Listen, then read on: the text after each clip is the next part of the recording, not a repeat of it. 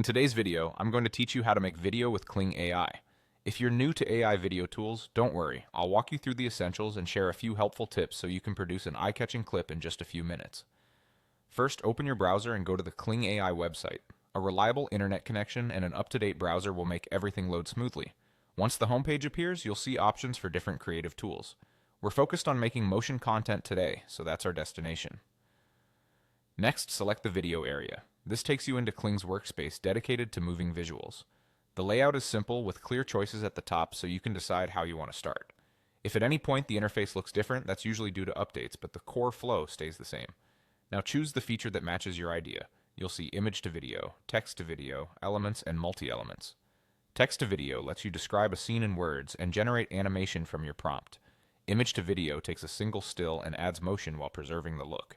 Elements gives you building blocks like subjects or backgrounds you can combine.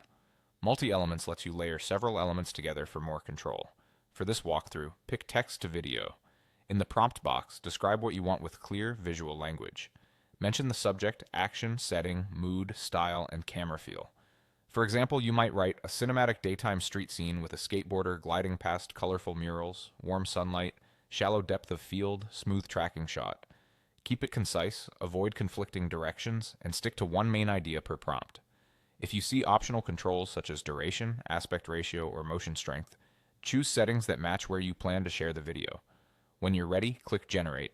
You'll notice a progress indicator as the system processes your request. Rendering time can vary based on complexity and server load, so give it a moment. Once the preview appears, watch it all the way through and compare it to your prompt. If something feels off, maybe the motion is too fast or the mood isn't quite right, adjust a few words in your description and generate again.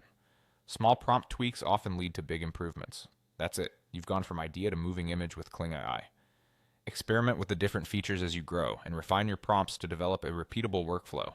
Enjoy creating, and I'll see you in the next tutorial.